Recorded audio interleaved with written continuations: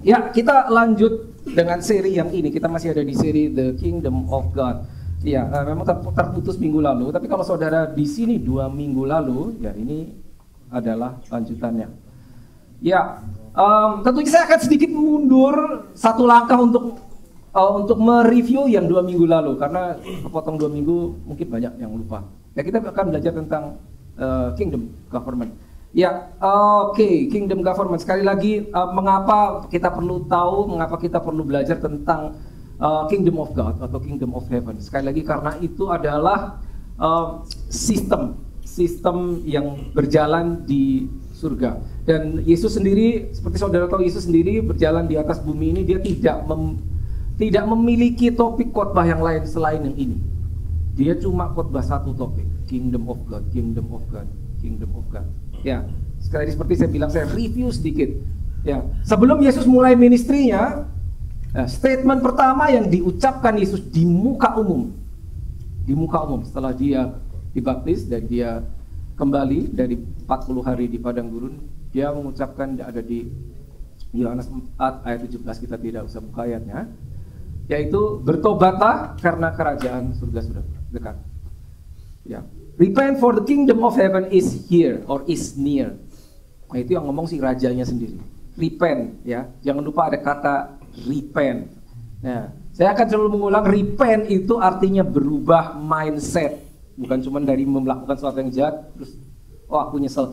Tidak seperti itu, lebih dari itu, berubah mindsetnya. Karena apa? Harus ada repent baru bisa masuk ke mengetahui yang namanya kingdom of God atau the kingdom of heaven. Karena kita perlu berubah mindset kita. Ya. Istilahnya yang lama kamu harus letakkan, Yesus datang membawa yang baru. Nih, pakai yang baru. Tapi tidak bisa dua-duanya dipakai. Yang lama harus ditanggalkan, baru bisa. Ya, oke. Nah, selama kita belajar materi tentang the kingdom, saya akan selalu kembali di satu ayat yang terus menerus saya akan ulang dan ulang dan ulang dan ulang. Saya rasa saudara sudah banyak bisa menebak. Yaitu Kejadian 1 ayat 26. Kejadian 1 ayat 26. Gampang untuk diingat, ya. Kejadian 1. Kenapa? Karena ini awalnya dari sini, semuanya di sini. Kejadian 1 ayat 26 berbicara banyak. Salah satunya tentang untuk apa Tuhan menciptakan saudara. Itu sama dengan alasan mengapa Tuhan menciptakan manusia. Persis sama.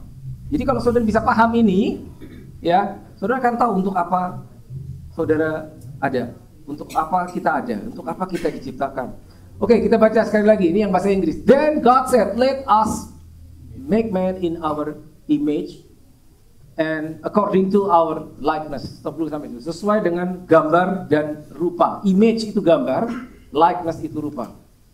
Oke, what is image? What is likeness? Apakah sesuai image? Apakah sesuai likeness? Image ini, ya, gambar ini berbicara, ya, ini bukan secara fisik, ya. Ya. Tapi di dalam kita, pada saat kita diciptakan itu diberikan DNA ilahi. DNA-nya si pencipta. Karakter si pencipta, Tuhan sendiri. Ya, itu diberikan. Dan jangan lupa ini let us, plural. Ya. Berarti saudara tahu kan, Bapa, the Father, the Son, and Holy Spirit. Ya. Berarti di dalam saudara itu saudara membawa gambar, membawa DNA the Father, saudara membawa DNA the Son, saudara membawa DNA Holy Spirit. Itu yang namanya kemiripan. Kalau kita dibilang kita mirip dengan Yesus itu udah bagus, cukup. Tapi tidak, cuma sampai situ, tiga-tiganya. Father, the Son, Holy Spirit. Makanya let us. Ya, image. Lalu likeness ini berkata fungsi. Begitu diciptakan, ciptaan tersebut diberi fungsi sama seperti penciptanya. Seperti itu. Jadi saudara pahami betapa besar master plan untuk apa dia menciptakan saudara. Saudara diciptakan untuk berfungsi persis seperti pencipta. Kalau kita bertanya, maksudnya apa berfungsi persis? Ya, lihatlah apa yang dilakukan Yesus, seperti itu. Itu tujuan awal. Nah, saya rasa saudara mengerti ya bahwa segala sesuatu yang ada di sekeliling kita, yang ada di depan kita, kadangkala dipakai tidak sesuai dengan tujuan diciptakan. Saya akan kasih contoh. Ini mikrofon ya. Nah, ini mikrofon. Tujuannya apa ini? Untuk memperkeras suara, betul kan? Tapi ini benda juga bisa dipakai untuk tujuan lain. Betul. Ini kalau dilemparkan berarti ini berfungsi tapi tidak sesuai tujuan benda ini diciptakan. Seperti itu, saudara. Nah, bayangkan saudara, kalau kita tidak tahu untuk apa kita diciptakan, bisa jadi kita sepanjang hidup kita menyimpang dari tujuan mengapa kita diciptakan. Itu dia. Ya, kita akan belajar lebih jauh. Ini karena review saja, nanti kita akan maju. Oke, habis itu let them have dominion. Nah, dominion itu kekuasaan diberikan. Ini hanya bisa diberikan kekuasaan pada saat ini terjadi. Dengan kata lain, kekuasaan itu hanya diberikan kepada orang yang mirip sama penciptanya. Orang yang punya hati seperti penciptanya, ya, Tuhan sendiri, membawa DNA dan karakter penciptanya, dan tahu bahwa dia difungsikan, memiliki fungsi persis seperti penciptanya, baru orang tersebut bisa membawa dominion. Ini zaman sekarang mungkin saya nggak tahu, ada yang dibilang ini menarik, tapi ada yang nggak peduli. Saya nggak perlu kuasa. Saya nggak perlu kuasa. Sebetulnya kenapa orang nggak bilang saya nggak perlu kuasa? Saya tidak tertarik karena belum berada di dalam situasi perlu ini. Gitu. Tapi pada saat kita berada di situasi perlu ini, beda ceritanya. Saya nggak tahu. Apakah saudara pernah berada di dalam situasi di mana saudara memerlukan pertolongan? Ya, ada kesulitan, gak ada yang bisa nolong. Kiri, kanan, depan, belakangmu tidak ada yang bisa nolong. Saudaramu tidak bisa tolong. Orang tuamu tidak bisa tolong. Rekan kerjamu tidak bisa menolong. Pernah gak? Kalau saudara pernah, perspektifmu akan berubah. Gitu. Kenapa? Karena itu bisa terjadi lagi. Gitu. Jadi ini krusial.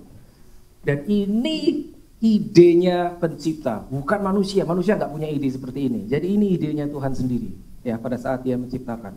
Makanya Yesus datang bilang, aku membawa kingdom of God, kerajaannya. Kerajaan adalah sebuah sistem pemerintahan. Ya, satu ayat lagi yang saya akan review adalah ini. Mazmur 115 ayat 16, ya. Langit itu heavens plural, ya, karena ada lebih dari satu heavens. Kepunyaan Tuhan, dan bumi telah diberikannya kepada anak-anak manusia. Diberikan kepada saudara. Apakah saudara sadar apa tidak itu diberikan kepada saudara? Gitu loh. Makanya diberi kuasa. Diberi kuasa untuk menguasai apa yang ada di bumi yang diciptakan. Untuk apa? Untuk kemuliaan Tuhan. Ya, terlalu besarkah? Mungkin bagi beberapa orang, tapi beberapa orang bisa menangkap ini dan saudara akan tahu, ya, untuk apa seperti ini. Nah, ini banyak nih. Perhatikan baik-baik. Karakter dari sebuah kerajaan. Seperti saya bilang, kingdom itu adalah sistem pemerintahan. So please bear with us.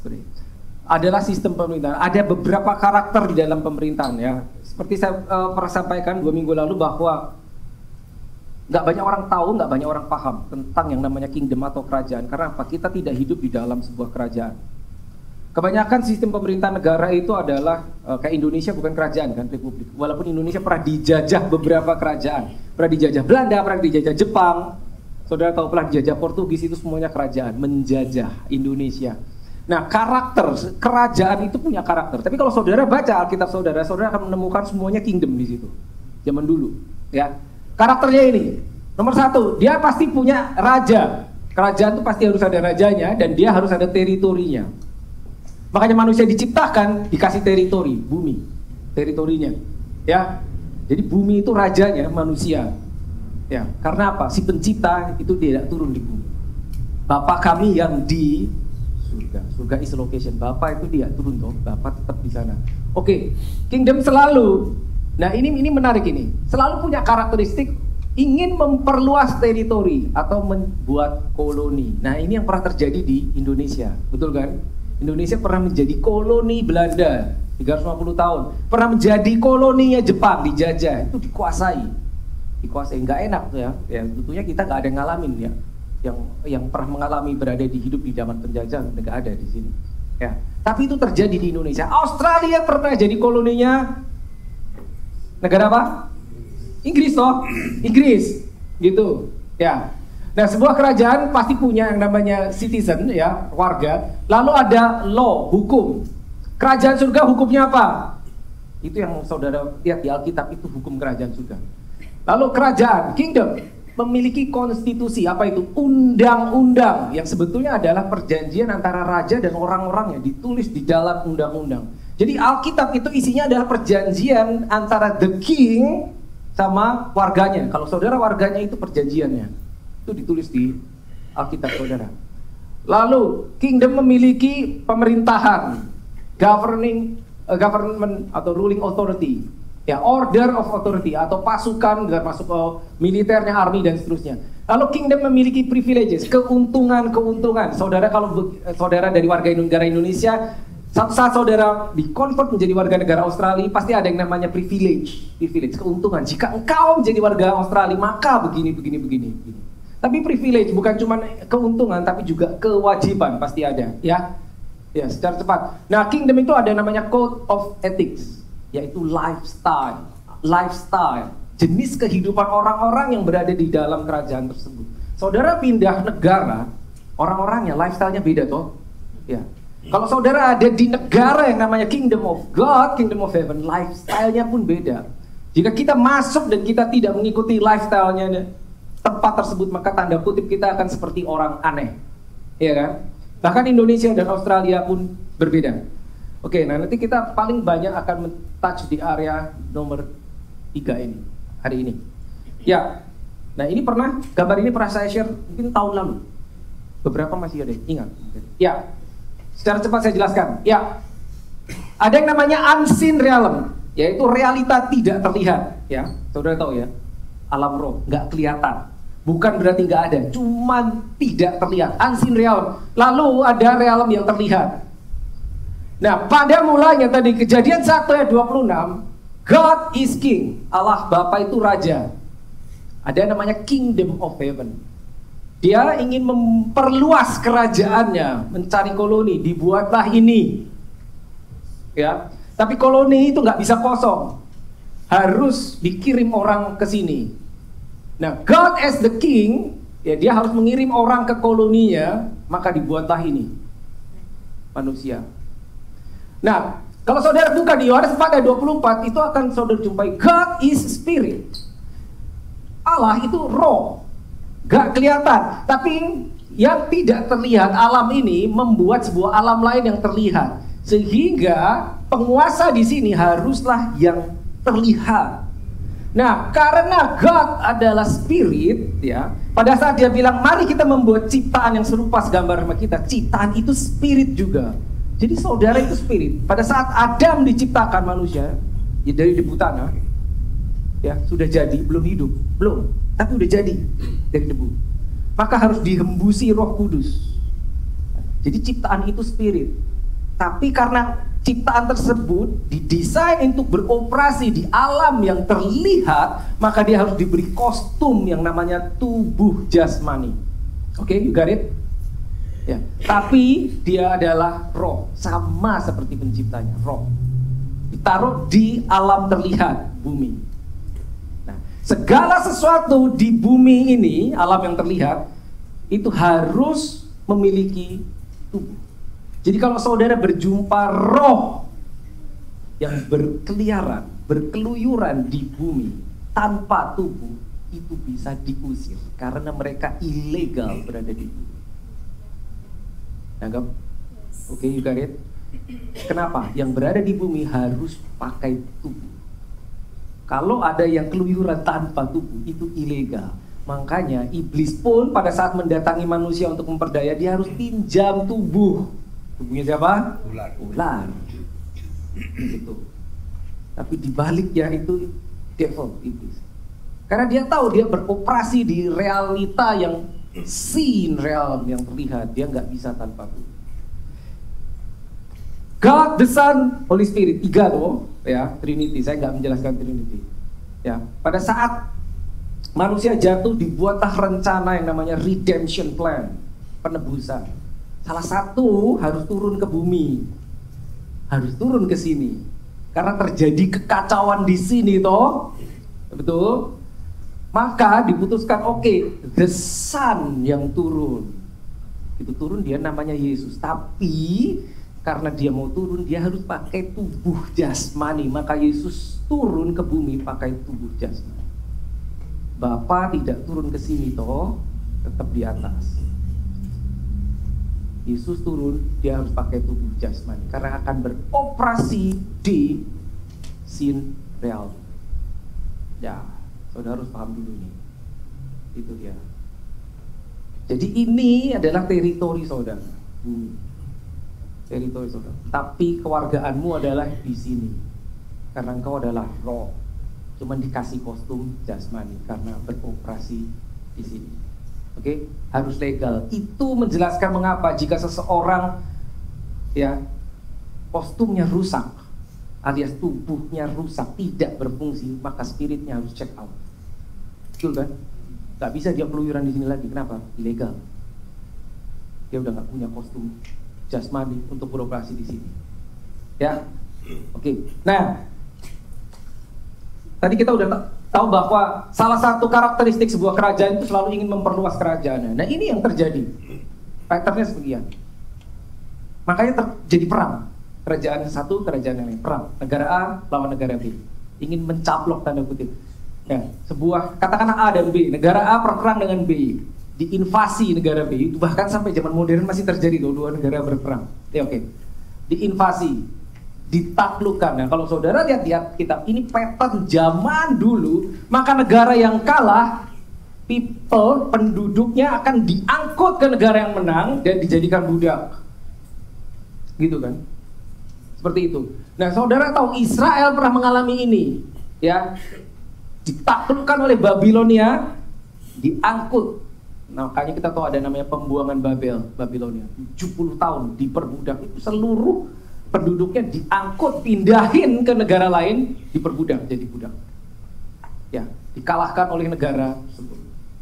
Ya. Juga pernah Israel dikalahkan oleh Assyria. Pindah, diperbudak. Tapi ada satu sistem yang beda. Sistem yang lebih modern, yang pertama kali dipraktekkan oleh sebuah kerajaan yang namanya Romawi. Dia tidak melakukan demikian. Ini yang dilakukan Romawi. Ya. Ini yang dilakukan Romawi. Ya. Ya. Dia menginvasi sebuah negara, ya. Ya, tadi patternnya harusnya begitulah dikalahkan, diangkut semua penduduknya dijadikan budak. Tapi yang dilakukan Roma berbeda. Lihat. Ya. Dia bukannya mengambil semua penduduknya, tapi kebalik, dia kirimkan pemerintahannya ke negara yang sudah dikalahkan sebagai gubernur, governor, pemerintah. Itulah tugasnya Pontius Pilatus. Tujuannya Pontius Pilatus menjadikan Israel kan dijajah, menjadi persis seperti Roma. Dan ternyata tanpa mereka paham, mereka nggak sadar, pattern yang dilakukan Romawi itu adalah pattern the kingdom of God.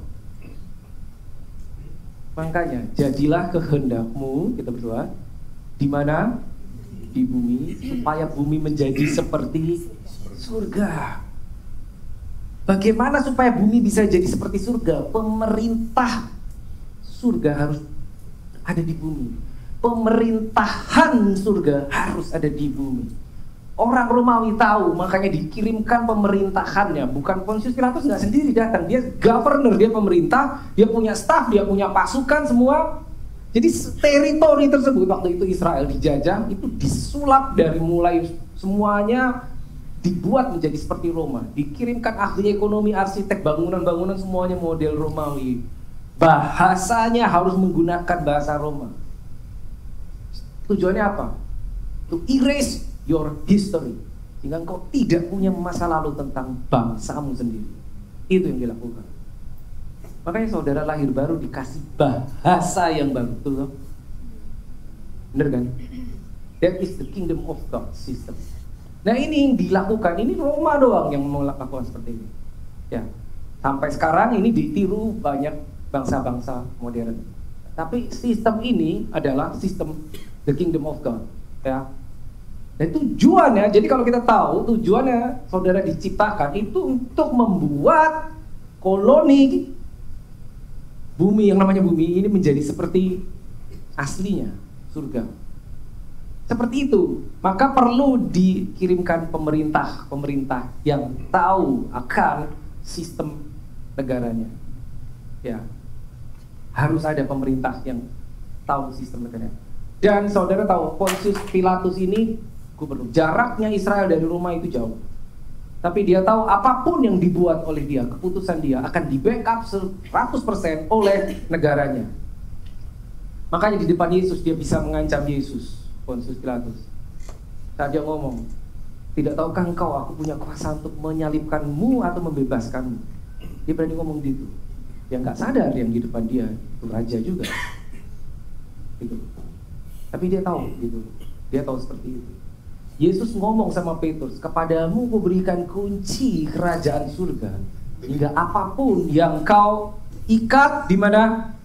Di bumi dulu tuh akan terikat di surga. Apapun yang kau lepaskan di bumi akan terlepas di surga.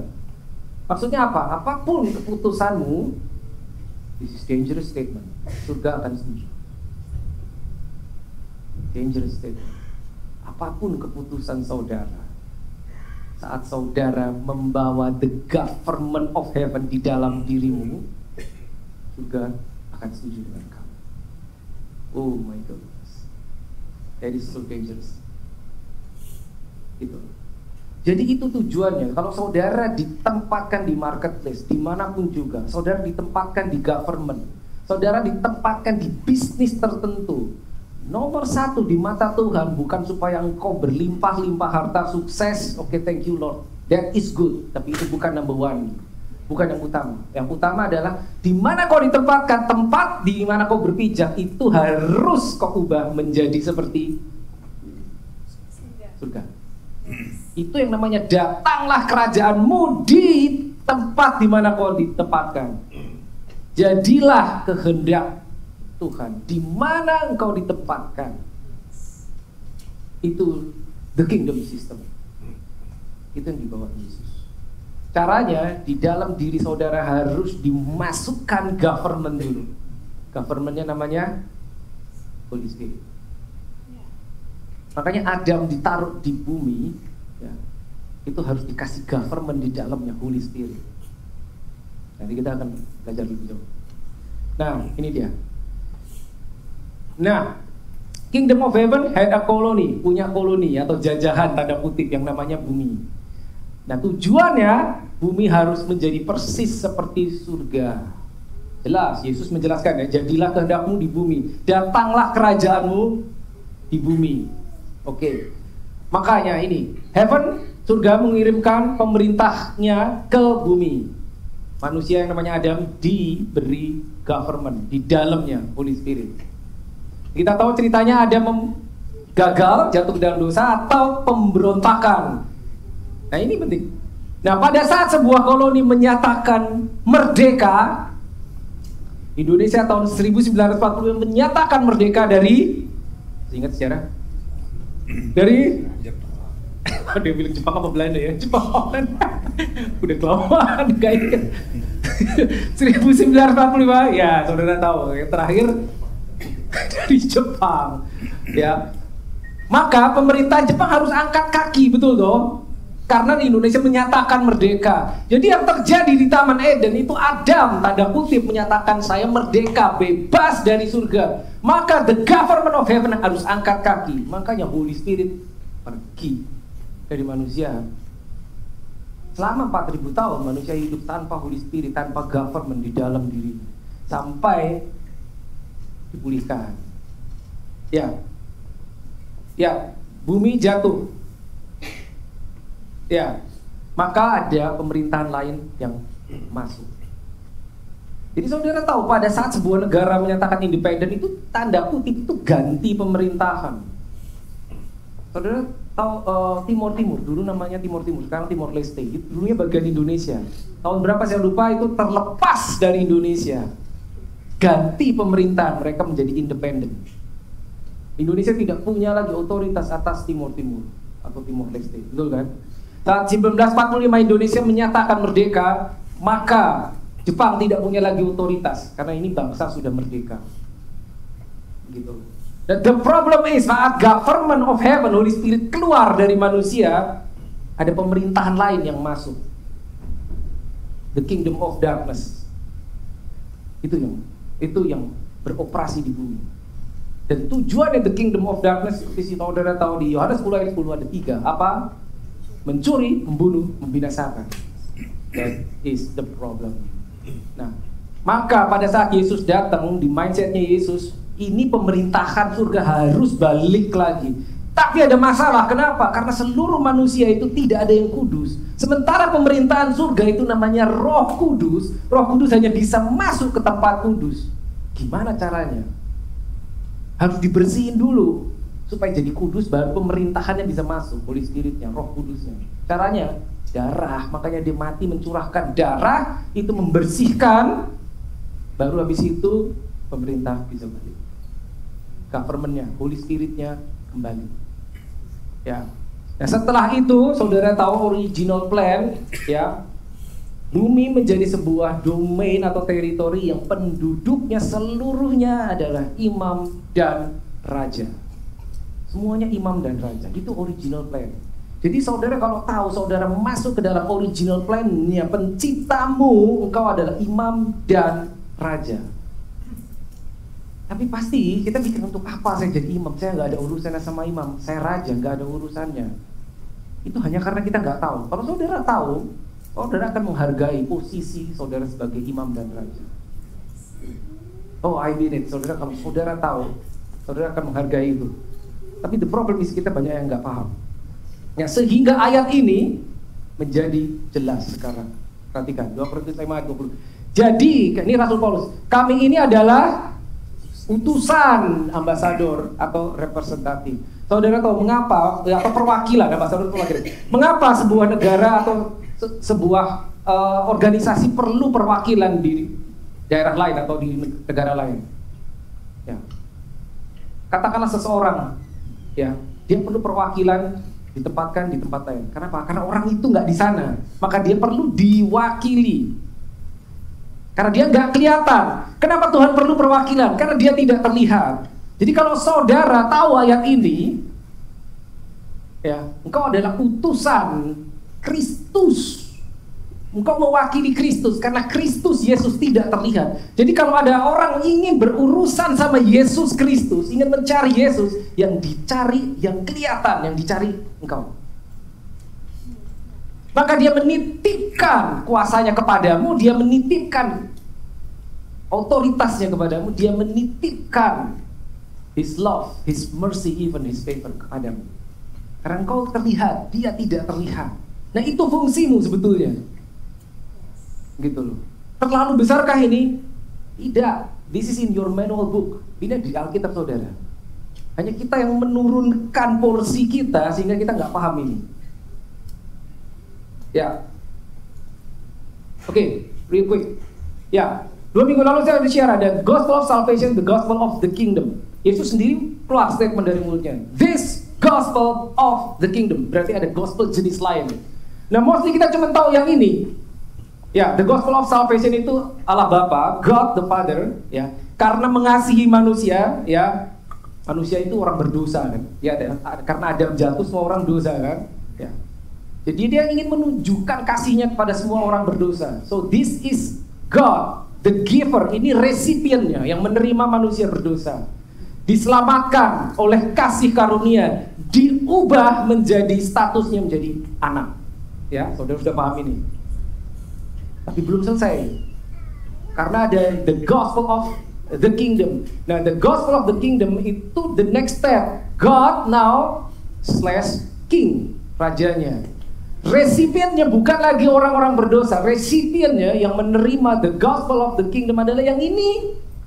Yang udah selamat ini, dia harus masuk sini, terima ini. Ya. Kalau yang ini tadi diselamatkan karena kasih karunia, karena orang berdosa, dia nggak bisa ngapa-ngapain, diselamatkan. Nih kamu aku berikan kasih karunia jadi anak. Tapi yang di sini bukan lagi diselamatkan by grace, tapi di empower by Holy Spirit, diberi Roh Kudusnya untuk bisa beroperasi. And resultnya ambasador, perwakilan. Jadi saudara harusnya sampai sini nih. Itu yang dimaksud si Paulus tadi. Jadi kami adalah utusan representatif, ambasador, utusan Kristus. Ini sampai sini. Jangan berhenti di sini. Ini belum selesai. Banyak yang berhenti di sini karena tidak tahu masih ada. Kita hidup diberkati berlimpah-limpah. Itu bisa jadi cuma sampai sini loh. Belum sampai sini, belum. Makanya saya selalu ulang, kalau saudara datang terus saya ulang, kekristenan adalah seperti Kristus. Udah, kekristenan adalah seperti Kristus. Kalau kita mau mengukur kita bertumbuhnya seberapa, mengukurnya gini, udah berapa mirip sama Kristus. Yesus datang ke bumi itu dia memang ini statusnya, tapi dia berfungsi sebagai perwakilan Bapa. Gitu loh. Maka yang dibuat adalah kehendak Bapa. Makanya dia bilang kan, I'm doing the work of my Father. Dia nggak mikirin kehendaknya sendiri karena dia tahu dia perwakilan. Segala yang diucapkan Yesus itu harus adalah 100% sama yang diucapkan the King of Kings, Bapa di surga. Ini dia. Tapi untuk sampai sini, ini harus ini dulu, oke? Harus jadi ini dulu, menerima lahir baru itu di sini, saudara. Gitu. Habis itu harus di-empower dulu oleh Holy Spirit. Empower itu saudara diberi powernya, diberi kuasanya. Kenapa? Karena Kejadian 1 ayat 26, ya pada saat Tuhan menciptakan manusia serupa dan segambar, lalu diberi kuasanya, manusia jatuh, rupanya hilang, gambarnya hilang, dominionnya atau powernya hilang juga. Maka harus dipulihkan lagi, tiga-tiganya dipulihkan. Saudara lahir baru menerima Roh Kudus, ya, rupa dipulihkan, gambar dipulihkan, DNA-mu sekarang DNA Kristus. Karakter yang ditanamkan di dalam engkau adalah karakter Kristus Yesus. Dan fungsi yang harus kita bawa juga adalah fungsi Kristus Yesus. Gitu. Jadi sebetulnya kalau kita mau benar di hadapan Tuhan, kita nggak bisa semaunya sendiri, saudara, nggak bisa. Everything harus by the manual book. Apa yang terus dari kita harus seperti itu, karena di sini kita posisi kita. Jadi ini krusial, bertumbuh di dalam Kristus. Karena kalau tidak, ya kita nggak sampai, kita cuma separuh jalan ibaratnya. Mana tadi? Ya ini, nah ini kita cuma separuh jalan di sini doang, seperti tidak selesai. Nah, tapi ada problemnya. Ada problemnya bertumbuh dalam Kristus. Ada problemnya. Gak semua orang mau, saudara. Gak semua orang mau. Saudara berapa lama jadi orang Kristen? 10 tahun, 20 tahun? Bertumbuh tidak? Mari kita jujur sama diri kita. Belum tentu loh. Berapa lama pun dia jadi Kristen, seseorang 10, 20, 30 tahun, belum tentu bertumbuh. Belum tentu. Badannya bertumbuh, tapi di dalamnya belum tentu. Ya, Galatia 4 ayat 1. Yang dimaksud ialah selama seorang ahli waris belum akil balik itu maksudnya belum dewasa. Ya, as long as he is a child, masih kecil, masih anak-anak, belum dewasa, sedikit pun ia tidak berbeda dengan seorang hamba. Hamba ini slave, budak. Sungguh pun ia adalah tuan dari segala sesuatu. Jadi kalau masih kecil, tidak dewasa rohani, ya, gak bisa. Saudara mau diberi dari markas besar dari surga itu, punya rencana, punya plan, ya. Dia mencari siapa ini yang sudah dewasa, yang bisa diberi plan, diberi tanggung jawab untuk membawa rencana surga.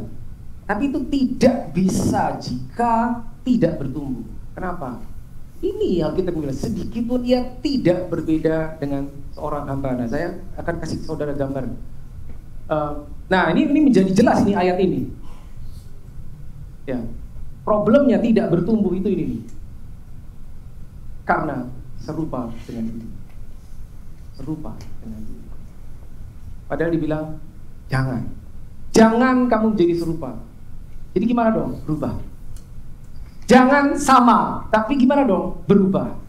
Jangan sama, tapi berubah. Cuman itu.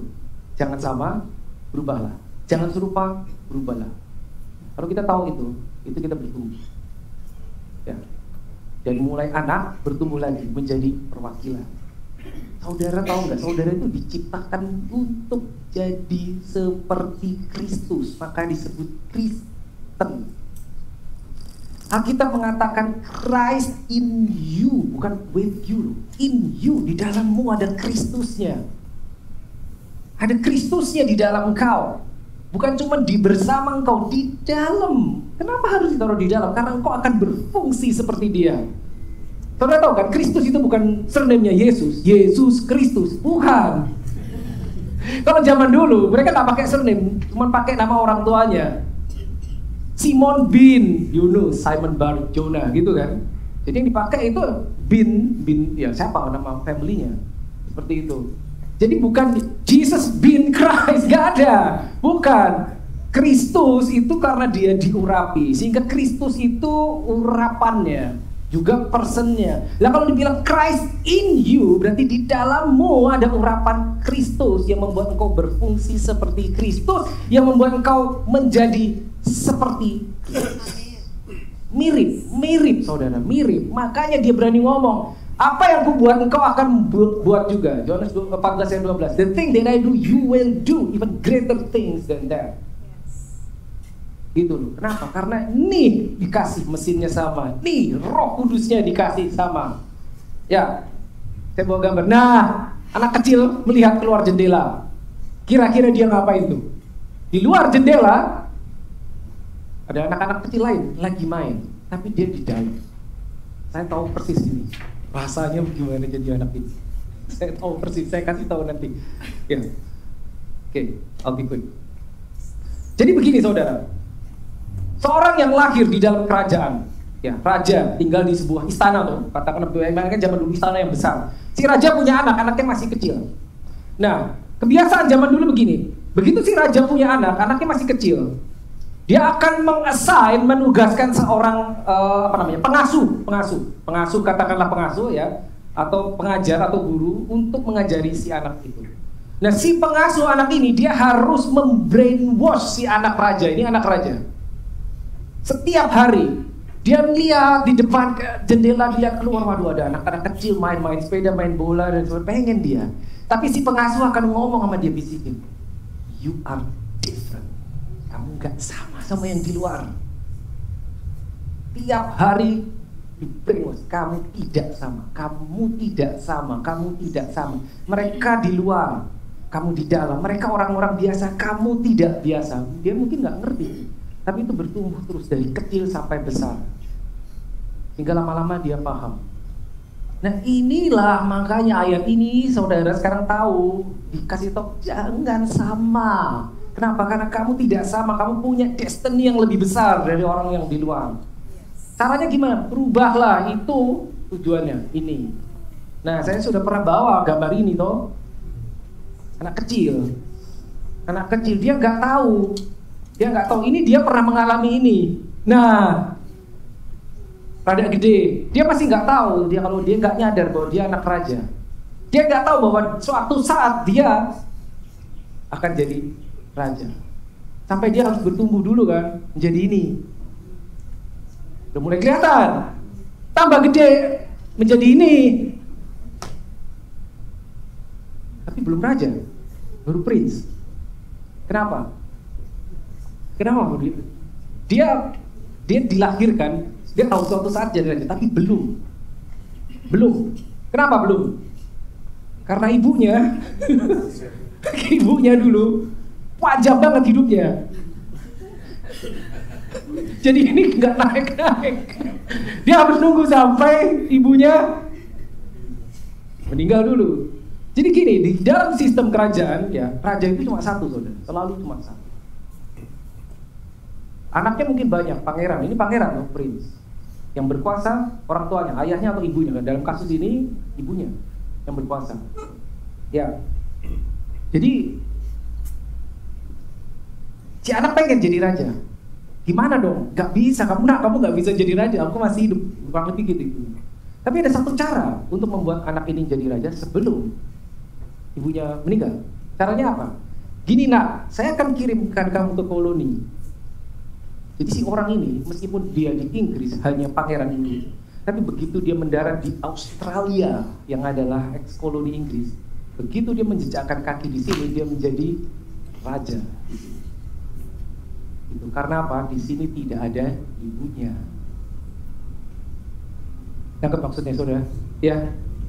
Tapi begitu dia ada bersama ibunya, yang jadi raja ibunya. Gitu. Makanya pada saat Tuhan menciptakan Adam, kamu diberi kuasa, diberi persis seperti raja, seperti aku. Kau harus ditempatkan di koloni, di bumi. Sehingga kau di sana bisa memerintah. Jadi kalau kau di sini, yang memerintah aku. Ibaratnya seperti itu. Ya. Misalkan di Inggris, dua-duanya di Inggris. Suatu saat ibunya lagi pergi, sekarang ibunya yang pergi. Gak ada dong rajanya. Titik itu, begitu ibunya angkat kaki dari Inggris, dia jadi raja. Ibunya masih hidup, masih, tapi tidak di tempat. Dia punya kuasa. Jadi birthright. Jadi kuasa di dalam kingdom itu ada di birthright, hak lahir. Makanya Yesus bilang kamu harus lahir baru. Karena kalau kamu nggak lahir baru, birthright sebagai king itu nggak kamu terima. Make sense sekarang? Ya. Nah, begitu ibunya meninggal, berubahlah dia menjadi ini. Sekarang dia raja. Gitu. Ya nggak masalah, dia baru pakai mahkota ini udah usia berapa sih, nggak tahu. Ini sekarang usia berapa? Gitu, nggak masalah. Cuman tunggu waktu. Nah ini Inggris. Saya kasih contoh lain, satu lagi. Ini juga raja. Bukan di Inggris. Ini di Indonesia. Ini di Indonesia, raja ini. Ya, diangkat oleh Belanda. Saat itu Belanda, kerajaan Belanda. Dia menjajah Indonesia dan dia tanda kutip mengangkat raja kecil Indonesia. Ada kuasanya, ada. Namanya siapa ini? Nih namanya. Orangnya sudah meninggal tentunya. Nih. Istananya ini. Beneran ini ada. Daerah Jawa Tengah. Saya tahu persis karena saya sering ke sana. Ini dari zaman dulu. Nah, ini aja biar buat informasi aja. Yang ini tadi, nah dia punya anak. Banyak anaknya. Salah satu anaknya ini wanita. Dan wanita ini punya anak lagi. Ini. Nah ini ternyata begitu gede jadi ini.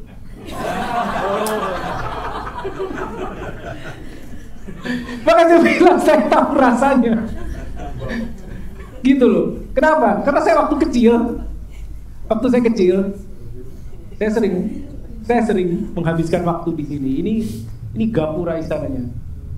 Itu istana yang di dalam itu. Gitu loh. Jadi saya tahu rasanya tadi anak kecil tuh lihat dari keluar jendela gitu. Meskipun saya bukan anaknya langsung ya, saya cuma cucunya. Tapi itu pun saya alami gitu, bahwa nggak bisa sembarangan main sama orang, nggak bisa. Karena kamu beda. Oke, udah dari sini nggak usah kelamaan. Ya, nah. Oke, I'll close with this. Now, Great Commission. Saudara tahu Great Commission apa bahasa Indonesia? Amanat Agung. Amanat Agung itu kan bilang jadikanlah semua bangsa muridku, betul kan? Saudara perhatikan nggak? Kenapa tidak dibilang jadikanlah semua orang? Jadikanlah semua bangsa toh? Di Alkitab saudara gitu kan? Disciples nation, bukan jadikanlah semua orang muridku. Bukankah itu aneh? Yesus ngomong gitu ke murid-muridnya. Dia ngomong gitu ke orang, tapi dia bilang, "Kau pergi jadikan semua bangsa muridku." Dia bukan bilang jadikan semua orang muridku. Itu ya Alkitab. Bangsa. Itu mindset king itu nggak bilang satu orang, bangsa. Kau memuridkan bangsa. Di situ saudara sudah tahu di situ ada unsur kingdom karena bangsa. Bangsa. Ya. Karena sebuah bangsa bisa start dari satu orang. Seperti Israel hanya start dari satu orang. Jadi kalau saudara memuridkan satu orang, itu bangsa. Itu bangsa. Kita nggak pernah tahu dia akan jadi seperti apa. Di baliknya dia, sekian generasi mendatang dia akan jadi seperti apa, kita nggak pernah tahu. Itu berpotensi menjadi sebuah bangsa, seperti Abraham. Nah ini harus bisa dibawa oleh orang yang punya mindset ambasador. Kenapa saya share seperti ini? Ya, worship boleh kembali. Silakan. Kenapa saya share seperti ini? Karena di Alkitab Perjanjian Baru mengatakan kita diciptakan itu sebagai imam dan raja. Nah, saya di The Kingdom ini nanti saya akan sampai ke priest, king and priest, ya, imam dan raja. Bagaimana seorang imam, bagaimana raja, bagaimana saudara berfungsi, bergerak, beroperasi sebagai seorang imam, bagaimana seorang raja, bagaimana saudara mempraktekkan otoritas dan kuasa, mengapa, bagaimana caranya. Ya, masih ada satu slide lagi, boleh tolong nggak jalan kliknya? Boleh tolong? Ya, ini dia. Revelation 5:10. Ya, kitab Wahyu pasal ke-5 ayatnya yang ke-10. And have made us kings and priests. Buat siapa? To our God. Saudara diciptakan menjadi imam dan raja bagi Tuhan. And we shall reign, dan kita akan memerintah di mana? Di bumi. Bukan nanti kalau kita udah kembali ke surga. Enggak, di sini. Di sini. Karena domain kita, teritori kita adalah bumi. Makanya kita mengatakan bahwa tidak tahukah bahwa kewargaanmu adalah surga. Gitu. Jadi jangan lupa original plan. Ya, let us read.